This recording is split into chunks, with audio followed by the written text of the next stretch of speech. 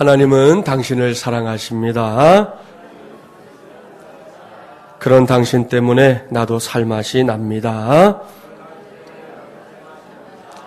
할렐루야.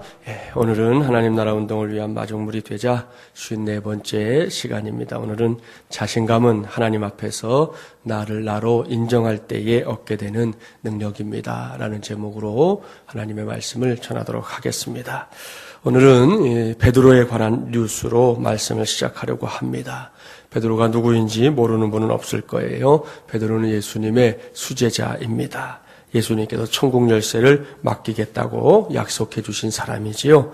베드로는 세상을 떠난 뒤에 예수님께서 맡기신 그 천국 열쇠를 가지고 천국의 문 앞에서 그 문을 열어주고 닫는 일을 담당했습니다. 그런데 바로 얼마 전에 하나님께서 베드로를 그 일에서 조기 은퇴시키셨다고 합니다. 왜일까요? 그 이유는 다름 아닌 우리나라 사람들 때문이래요.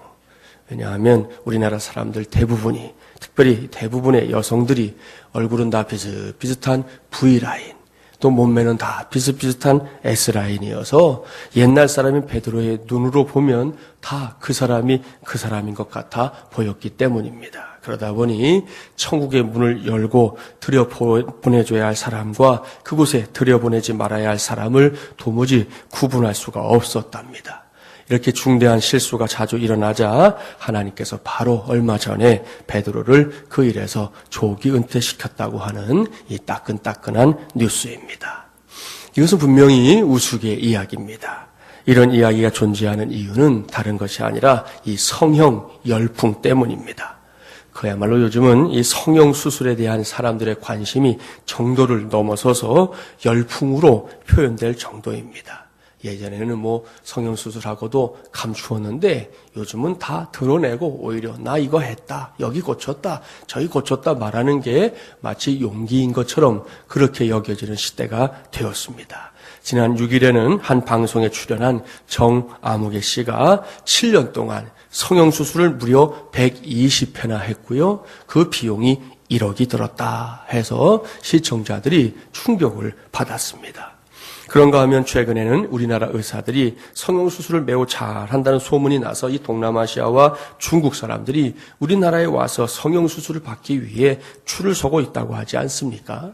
그러다 보니 국익에는 분명히 어느 정도 이익이 되는 것 같습니다. 하지만 이러한 사회적인 분위기로 인해 요즘에는 젊은이들뿐만이 아니라 이 청소년들까지도, 아니 어린 친구들까지도 자기의 얼굴이나 혹은 몸 중에 성형을 해야 할 부분이 있다고 생각하는 사람들이 자꾸만 늘고 있다고 하니 이것은 매우 염려가 되는 대목입니다.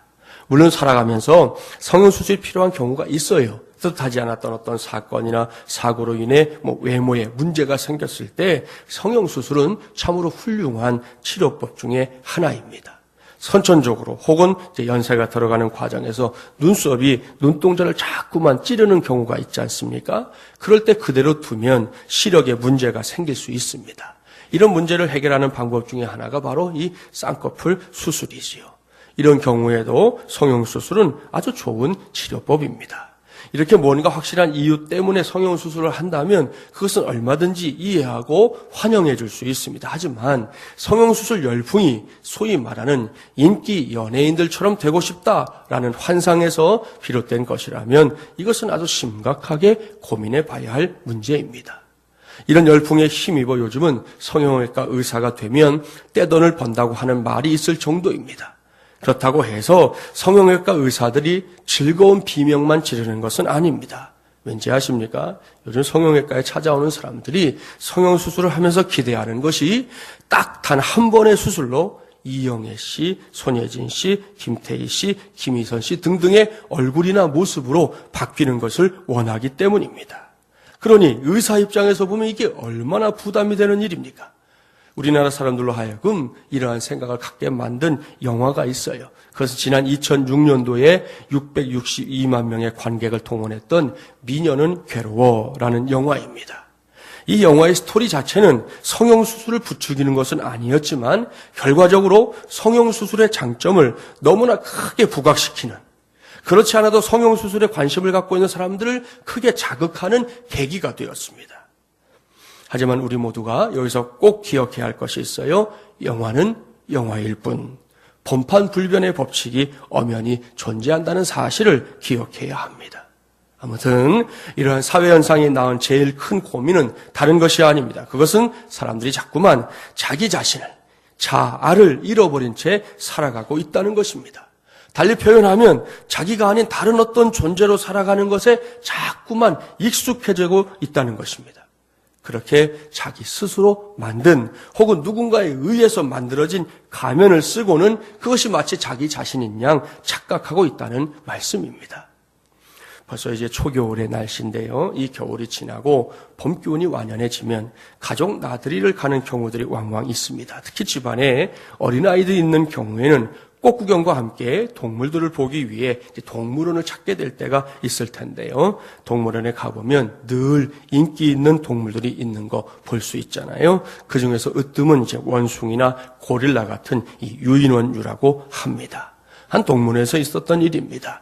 그 동물원에서 가장 인기를 끌었던 고릴라가 그만 병에 걸려서 죽고 말았습니다.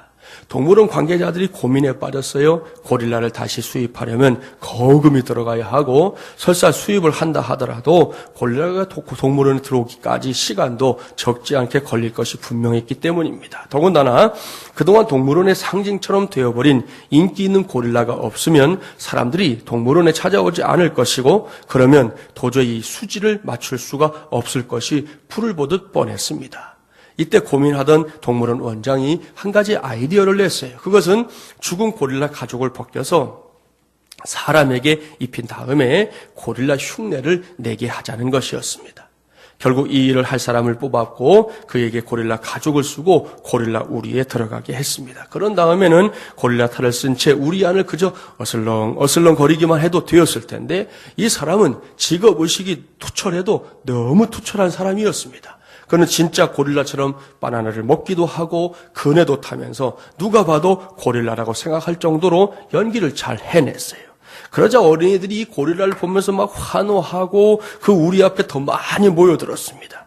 이렇게 뜨거운 사람들의 반응에 고무된 이 사람이 흥분하기 시작했습니다. 내친 김에 공중 그네 타기를 비롯해서 연속 텀블링 등등 계속해서 다양한 묘기를 선보였습니다. 그런데 그가 공중 그네에서 이 3회전 돌기를 하다가 그만 실수로 옆에 있는 사자우리로 떨어지고 말았어요.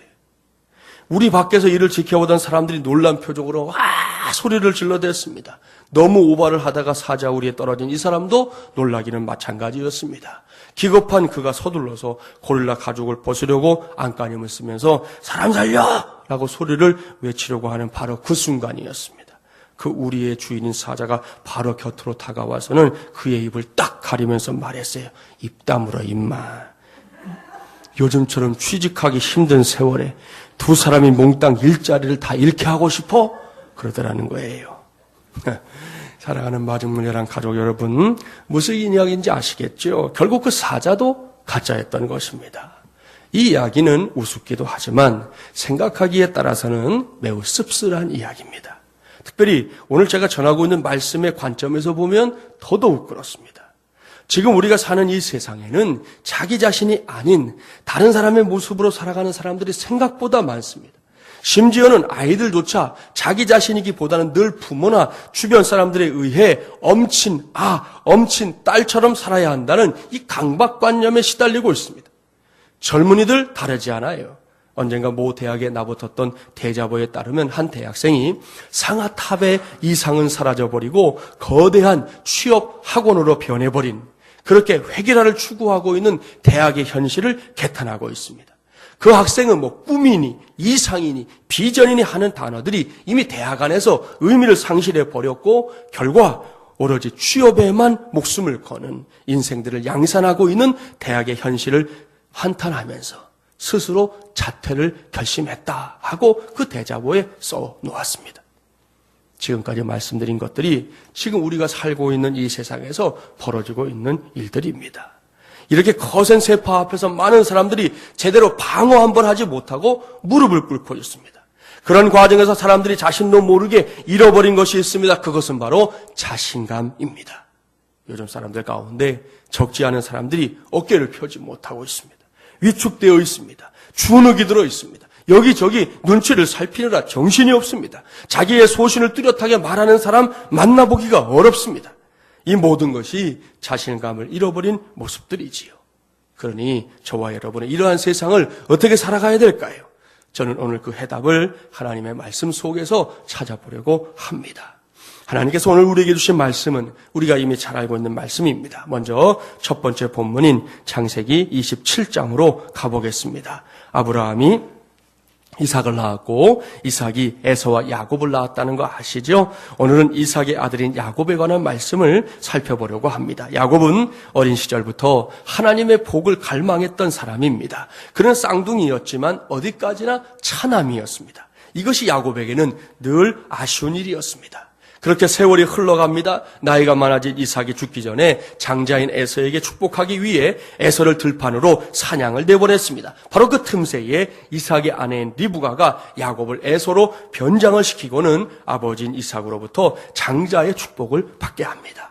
그 과정을 보겠습니다. 첫 번째 본문인 창세기 27장 18절부터 24절 우리 함께 봉독해 볼까요? 18절부터 24절입니다.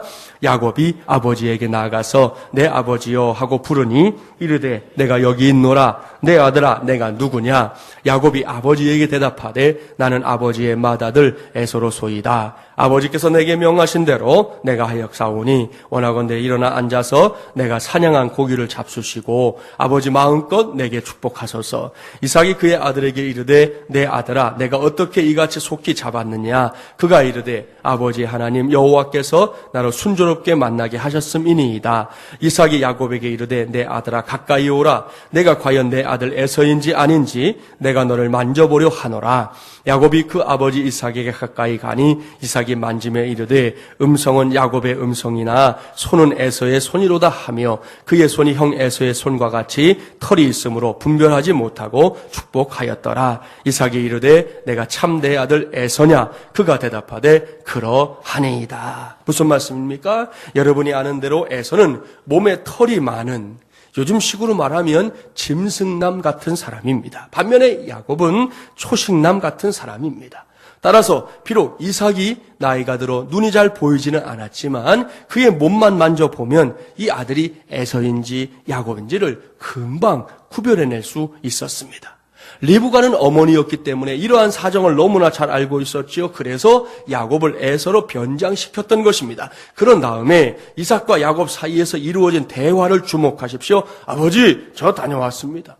내 아들아, 내가 누구냐? 저는 아버지의 맏아들 에서입니다. 아버지께서 말씀하신 대로 제가 사냥한 고기로 음식을 만들어 봤습니다. 이것을 마음껏 드시고 제게 축복해 주세요. 내 아들아, 가까이 오너라. 네가 진짜로 에서인지 내가 만져보려 하노라. 내가 귀도 먹었나? 목소리는 야곱 같은데 내 손을 만져보니 에서가 틀림없구나. 한 번 더 물어보마. 내가 진정으로 내 아들 에서냐? 네, 아버지. 제가 바로 에서입니다. 여기까지가 바로 첫 번째 본문의 내용입니다. 그런 다음에 야곱이 어찌 살았는지 아시죠? 바로 이날 이후부터, 그러니까 야곱이 야곱이기를 포기하고 에서가 되어버렸던 이날 이후부터 그의 인생은 매우 피곤하고 힘겨운 인생이 되고 말았습니다. 야곱이 에서의 가면을 뒤집어 썼었던 그 일은 곧 들통이 났습니다. 에서는 복수의 칼을 갈았습니다. 아버지인 이삭의 세상을 떠나기만 하면 야곱을 두 동댕이 내고 말 것이라고 다짐하고 또 다짐했습니다. 그러니 야곱이 그런 집에서 어찌 편안하게 잠을 잘 수 있었겠습니까? 모르긴 몰라도 불면증에 시달렸을 것임에 틀림없습니다.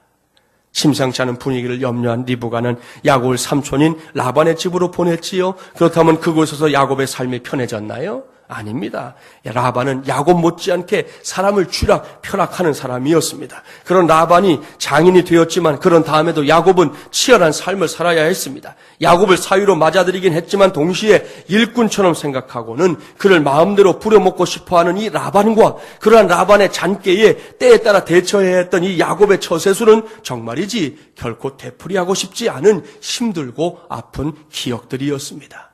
그렇게 산 세월이 얼마였는 줄 아세요? 무려 20년이었습니다.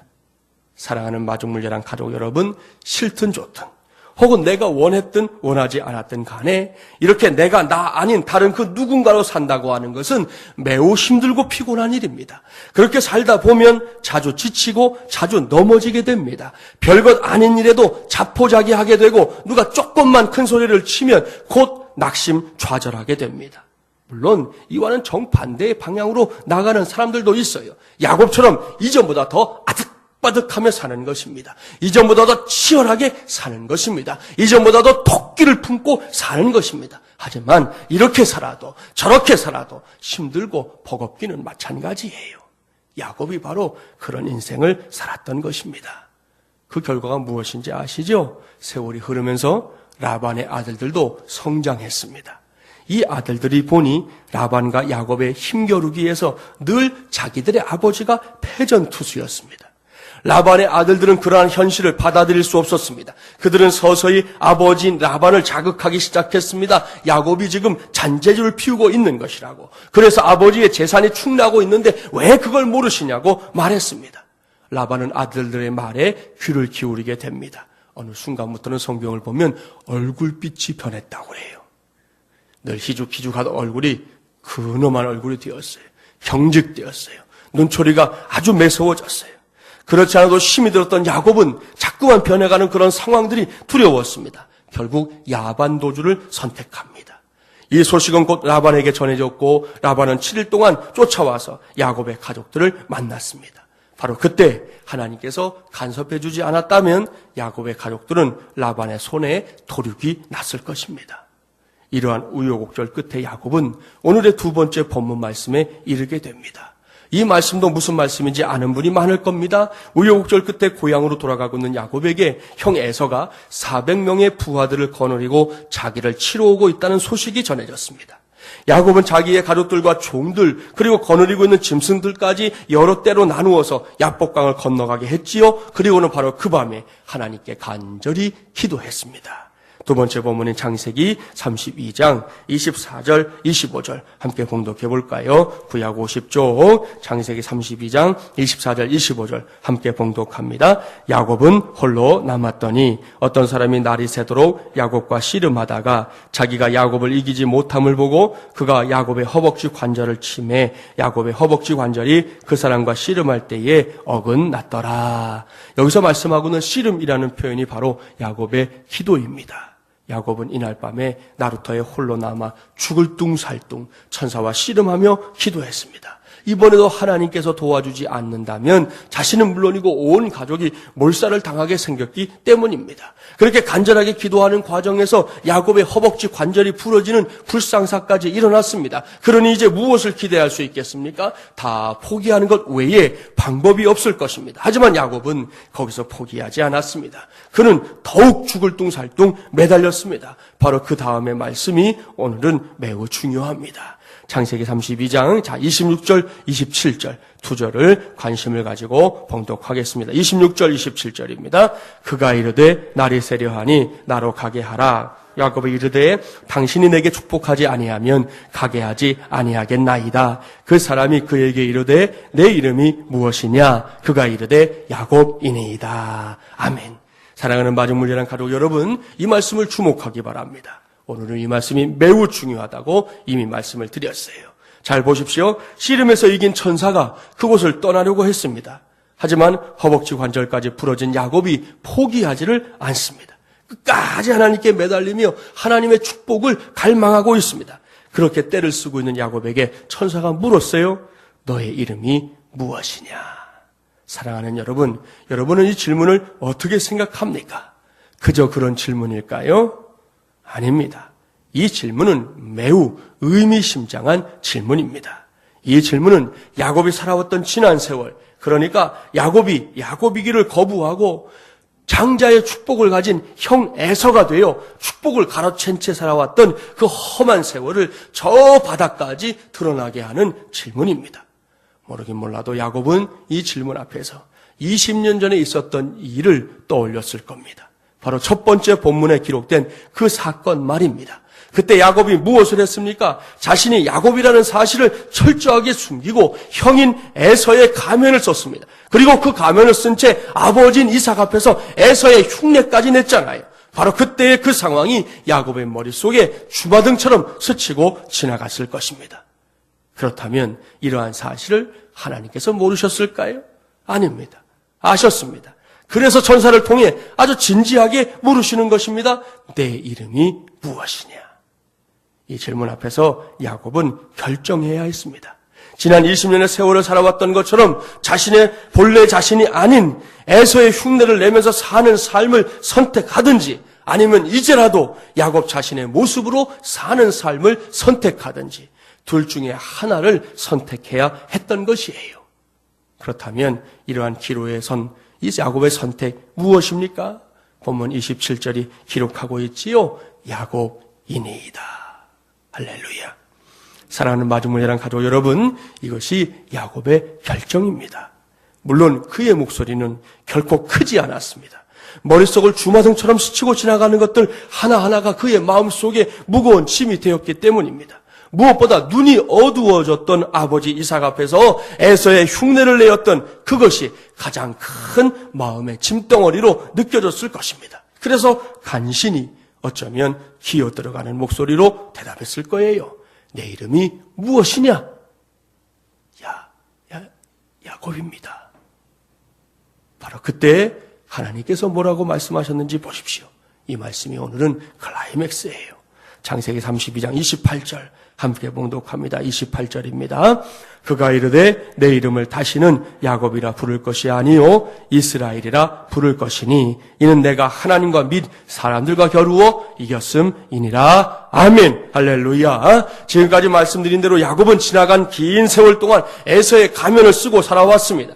그 세월은 참으로 험난한 세월이었습니다. 그런데 이제야 비로소 야곱이 야복강 나루터에서 그 가면을 벗고 있습니다.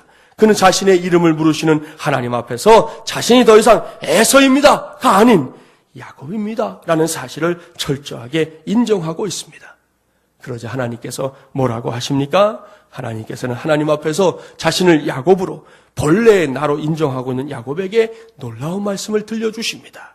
하나님께서 다시는 너의 이름을 그 속이며 살았던 야곱이라고 부르지 않겠다 말씀하십니다. 그리고 새로운 이름을 지어주셨어요. 이스라엘. 그 뜻이 놀랍습니다. 하나님과 겨루어 이겼다라는 뜻이랍니다. 사랑하는 여러분, 바로 이 순간입니다.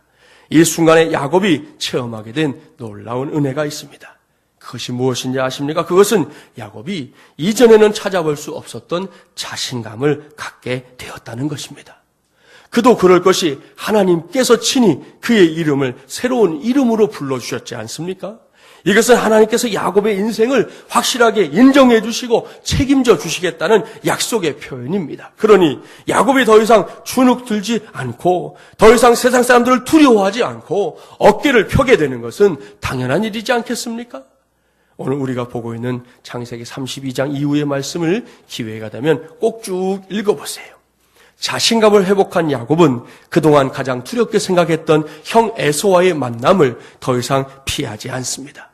피하는 것이 다 무엇입니까? 야곱은 적극적으로 형 에서를 만나 화해하고 있습니다.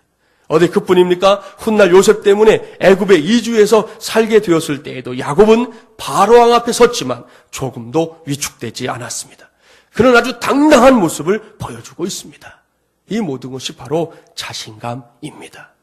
사랑하는 여러분, 이제는 저와 여러분이 바로 이러한 자신감을 확실하게 회복하게 되기를 주님의 이름으로 축복합니다. 오늘 말씀을 시작하면서 이미 말씀을 드렸어요. 내가 누구인지 자아를 상실한 채 살아가고 있는 이 시대의 고민에 대한 해답을 찾아보자고 말입니다. 자신감. 이것이 바로 오늘 우리 모두가 함께 해결해야 할 시대적인 고민거리에 대한 해답입니다. 그런데 이러한 해답을 발견하는 과정에서 저와 여러분이 반드시 해야 할 것이 있어요. 그것은 하나님 앞에서 나를 나로 인정하는 과정입니다. 이것을 확실하게 해낼 수 있을 때만이 진정한 자신감이 우리 안에 확보되기 때문입니다. 가끔 말씀을 드렸어요. 저와 여러분은 분명히 귀한 존재들입니다. 목사가 이런 말씀을 드리면 그저 접대용 멘트 정도로 생각하는 분들이 있는데요. 아닙니다. 정말입니다. 여러분 한 분 한 분이 정말로 귀한 존재들입니다. 다른 것은 다 놔두고 온 세상 천지를 다 뒤져도 나라는 사람이 딱 한 사람밖에 없다는 사실을 생각해 보십시오. 얼마나 귀한 존재입니까? 제 이름이 김진철 아닙니까? 65억이 넘는 인구가 살고 있는 이 지구상에 여기에 있는 김진철은 딱 한 사람뿐이라는 거예요. 물론 비슷한 이름을 가진 사람들이 있습니다. 우리 교회 집사님 한 분의 사위가, 그 집에 사위가 딱 하나인데 사위 이름이 우진철이에요. 제가 그분을 알아요. 덩치도 저랑 비슷해요. 생긴 것도 비슷하다고 말하는 분도 있었습니다. 그러나 여러분, 그럼에도 불구하고 우진철 성도가 김진철이 될 수 없고 김진철이 우진철 성도가 될 수 없는 것입니다. 얼마 전에 제가 모교의 형님을 아주 오랜만에 만났던 적이 있었습니다. 그분하고 어떻게 하다 보니까 연락이 끊기고 긴 세월 동안 만나지 못했어요. 그래서 저도 그 형님을 어떻게든 찾아보려고 했고 그 형님도 저를 찾으려고 했었답니다. 그래서 이분이 인터넷을 뒤졌대요. 김진철 목사 하고 치니까 김진철 목사가 나오더랍니다. 너무 반가워서 클릭을 하고 들어가 봤는데 제가 아니더라는 거지요. 저도 그 목사님을 아는데요. 여러분도 김진철 목사하고 찾으면 이제 우리 교회와 관련된 김진철 목사 하나 나오고 또 한 분 나오는 분이 있어요. 그 형님이 찾은 김진철 목사님은 방공운동을 하는 사람이에요. 자주 삭발도 하고 시위도 하는 그런 목사님입니다. 그런데 저와 이름이 똑같아도 그분이 여기에 있는 김진철 목사가 될 수 없고 동시에 제가 그 삭발하고 시위하러 다니는 그 김진철 목사님이 될 수 없는 것입니다. 사랑하는 마중물이란 가족 여러분, 어디 저만 그렇겠습니까? 여러분도 마찬가지입니다. 온 세상 천지를 다 뒤져도 딱 한 사람밖에 없습니다. 이렇게 귀한 존재가 바로 저와 여러분, 우리 한 사람인 것입니다. 어느덧 2012년도에 끝자락을 살아가고 있는 저와 여러분이 바로 이러한 사실로 우리의 한 번뿐인 인생에 승부를 걸 수 있기를 간절히 바랍니다. 여기서 제가 아주 확실하게 말씀드릴 수 있는 것은 하나님께서 저와 여러분을 이 세상에 보내실 때 그저 보내신 것이 아니라 반드시 한 가지 이상의 장점과 달란트를 보태서 보내주셨다는 사실입니다. 이것을 믿어야 합니다. 그것도 확실하게 믿어야 합니다. 그렇게 되기만 하면 더 이상 야곱처럼 나 아닌 다른 사람의 가면을 쓰고 살 이유가 없어집니다. 야곱처럼 피곤한 인생, 빙글빙글 도는 인생 살지 않아도 된다는 말씀이에요. 그리고 그렇게 우리를 이 세상에 보내신 하나님께서는 우리를 보실 때에 우리가 갖고 있는 바로 그 장점과 달란트를 먼저 주목하여 보십니다. 이것도 꼭 믿게 되기를 주님의 이름으로 축복합니다. 이 수미 양가로 학교에서 이 성적을 채점하던 시절이 있었죠. 저도 어린 시절에 그랬는데요. 꽤 오래전 이야기입니다. 요즘 아이들은 얘기해줘도 무슨 말인지 모를 일이지요. 당시 어떤 아버지와 아들이 있었습니다. 그런데 아들이 공부를 너무 못했어요. 성적표를 받아왔는데 전 과목이 가 하다가 한 과목만 양이었습니다. 바로 그때 우리가 생각해 볼 수 있는 반응은 아주 뻔합니다. 보통의 아버지 같으면 소리를 쳤겠죠. 야 이놈아, 이걸 성적이라고 가지고 왔냐? 이 돌대가리 같은 놈아. 아마도 이쯤에서 찔리는 분들이 있을지도 모르겠지만 아무튼 그럴 수 있잖아요. 그런데 이 아버지는 좀 다른 아버지였습니다. 특별히 이 아버지는 여느 사람들과는 이 보는 눈이 좀 달랐어요. 그 아버지가 성적표를 쭉 살피더니 뭐라고 했는지 아십니까? 아들아, 너무 한 과목에만 집중해서 공부하지 말아라. 모든 과목을 다 잘해야지 라고 말해 주었다는 것이죠. 사랑하는 여러분, 무슨 말인지 아시겠죠? 이 아버지는 낙제 점수인 가를 보는 것이 아니라 비록 적지만 그래도 가능성이 있는 양을 먼저 보았던 것이죠. 그러니 이 집의 아들이 그 다음에 어떻게 했을까요? 모르긴 몰라도 분명히 심기일전했을 것입니다. 나중에는 아버지의 자랑거리가 되었을 것이라고 확신합니다. 우리 하나님 아버지의 마음이 딱 여기에 해당됩니다. 오늘 주신 말씀의 주인공인 야곱을 생각해 보세요. 솔직하게 말해서 야곱이 칭찬받을 만한 구석이 많은 사람인가요? 아닙니다. 결코 그렇지 않습니다. 하지만 그러한 야곱에게도 하나님의 시선을 끄는 장점이 달란트가 있었습니다. 그것은 다른 것이 아니에요. 자기의 인생 속에 반드시 하나님의 복이 필요하다는 사실을 갈망하고 또 갈망했던 바로 그 마음, 그 믿음입니다. 이를 위해서 형 에서의 흉내를 내는 것도 불사했던 것이지요. 하지만 야곱은 처음부터 길을 잘못 들어섰어요. 그는 어떻게 해서든 에서가 되기를 힘쓰기보다 그저 야곱 자신이 하나님의 사랑의 대상이라는 사실을 깨닫고 그저 야곱으로 살았어야 했습니다. 그랬다면 훨씬 더 일찍 하나님께서 부어주시는 진짜 복의 주인공이 되었을 것입니다. 사랑하는 마중물려난 가족 여러분, 이제는 우리 차례입니다. 이미 우리가 사는 이 세상이 첫 번째 본문에서 만났던 야곱처럼 다른 사람의 가면을 쓰고 사는 것을 상식처럼 여기는 세상입니다. 그러다 보니 이 세상살이가 얼마나 피곤해졌는지 모릅니다. 얼마나 복잡다단해졌는지 모릅니다. 그 와중에 수많은 사람들이 자신감이 인정이 없이 사정없이 꺾여버렸고 바닥까지 치고 있는 형편입니다. 누군가 칭찬을 해주면 그 칭찬을 받아들이는 것조차도 버거워하는 세상이 되어버렸어요. 스스로를 비하하는 사람들 날이 갈수록 늘어가고 있습니다.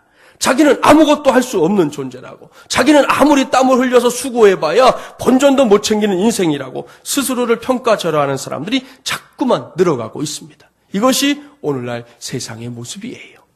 하지만 이미 하나님을 나의 아버지로, 예수 그리스도를 나의 구세주로 믿는 것은 물론이고 하나님의 능력까지 믿고 살아가고 있는 저와 여러분은 이러한 세파를 인정하지 말아야 합니다.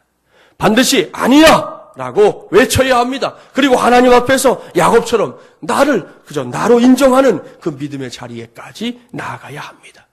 그렇게 하나님 앞에서 나를 나로 인정할 때 우리 모두는 자신감이라는 위대한 능력의 소유자들이 될 수 있을 줄 믿습니다. 연습해 볼까요? 제가 먼저 질문할 것입니다. 내 이름이 무엇이냐? 그때 여러분은 자기 이름을 넣어서, 그것도 아까 야곱처럼 주눅든 목소리로 하지 마시고 아주 큰 목소리로 자기 이름을 말하면 됩니다. 진철이니이다. 여러분 이름 아시죠? 제 이름 하지 마시고 여러분의 이름을 하시면 돼요. 해볼까요? 내 이름이 무엇이냐? 기어 들어가는 소리로 하지 마시려니 또 기어 들어가는 소리로 하시네. 다시 하겠습니다. 내 이름이 무엇이냐? 할렐루야. 사랑하는 마중물려난 가족 여러분, 이렇게 되는 것이 하나님의 뜻이에요. 이미 말씀드렸습니다. 우리가 가진 모든 것이 하나님께 사랑받을 만한 것이어서가 아닙니다. 들춰보면 들춰볼수록 우리 안에는 사랑받을 만한 구석보다 꾸지람받고 책망받을 구석이 더 많습니다. 그럼에도 불구하고 하나님은 우리 한 사람 한 사람이 나 자신으로 살아가기를 원하십니다. 이를 위해 하나님께서는 우리 모두에게 적어도 한 가지 이상의 장점과 달란트를 다 허락하셨다는 거 기억하세요. 이것을 믿고 인정하기 바랍니다. 그러면 내 속에서 세상의 어떤 세파도 흔들 수 없는 자신감이라는 능력이 새롭게 자리 잡는 것을 체험하게 될 줄 믿습니다. 그리고 주변에 있는 분들도 내 옆에 있는 그 사람에게 하나님께서 한 가지 이상씩의 장점과 달란트를 주셨다는 사실을 철저하게 인정하기 바랍니다. 결코 그 사람을 하찮게 여기지 말아야 돼요. 결코 그 사람을 하대하지 말아야 합니다. 결코 그 사람이 가진 능력을 내 능력이나 기준에 따라 함부로 평가하지 말아야 합니다. 만일 그렇게 하려고 한다면 언젠가 그 잣대가 다시금 여러분 자신을 향하게 될지도 모릅니다. 그때 가서 후회하지 말고 지금부터 내 옆에 있는 그 사람이 자신감 있는 삶을 살 수 있도록 적극적으로 협력하고 돕는 좋은 동역자들이 되어주시기를 바랍니다. 오늘 저는 자신감은 하나님 앞에서 나를 나로 인정할 때 얻게 되는 능력입니다. 라는 제목으로 하나님의 말씀을 전했습니다. 이제 한 해를 마감하면서 이 말씀이 살아서 역사하는 말씀으로 저와 여러분 모두의 삶을 통해 명백하게 증명되기를 간절히 바랍니다. 그래서 저와 여러분 우리 모두가 이 험난한 세상살이를 하면서 만나게 되는 모든 상황 속에서 흔들리지 않는 자신감으로 결국은 승리의 열매를 거두는 충만한 은혜에 누리며 살게 되기를 주님의 이름으로 간절히 축원합니다. 기도하겠습니다. 하나님 아버지 감사합니다. 오늘도 하나님의 종들을 불러주시고 예배하게 하신 이 자리에서 이제 우리가 이 한 해를 서서히 마무리하는 이 시점에 하나님의 음성에 귀를 기울입니다. 우리 마중물려난 가족들 지난 한 해 내내 하나님 나라 운동을 위한 마중물이 되고자 주의 말씀을 붙잡고 여기까지 달려왔습니다. 지금 우리가 사는 세상이 참 흉흉하고 복잡하고 어렵습니다. 많은 사람들이 내 자신이 되기보다는 다른 사람이 되기 위해 애쓰는, 하다못해 성형을 해서라도 그렇게 되려고 하는 시대를 우리가 만났습니다. 하나님 아버지, 그와 같은 삶이 얼마나 공허한 것인지, 그와 같은 삶이 얼마나 어리석은 것인지 오늘 야곱을 통해서 우리가 분명히 확인할 수 있습니다. 아버지 하나님, 오늘 주님께서 우리를 향해 물으십니다. 내 이름이 무엇이냐? 하나님, 야곱이 20년 전에 대답했던 것처럼 에서입니다 라고 대답하는 것이 아니라 이제는 저는 야곱일 뿐입니다 라고 대답할 수 있는 우리 모두가 되게 하여 주시옵소서. 바로 그때 하나님께서 우리에게 부어주시는 자신감이라는 위대한 능력이 우리를 통해 나타나게 될 줄 믿습니다. 이 귀한 능력으로 험한 세상 헤치며 살게 하여 주시옵시고, 저 세상 한복판에서도 하나님의 영광을 드러내는 하나님의 자녀들 우리 모두가 다 되게 하여 주시옵소서. 무엇보다 여기 있는 모든 사람들이 귀한 사람들입니다. 온 세상 천지 다 뒤져도 유일하게 한 사람뿐인 바로 우리 자신을 더 사랑하고 아끼며 주님의 뜻을 이루어가는 하나님의 종들 다 되게 하여 주시옵소서. 예수님의 이름으로 기도하옵나이다. 아멘.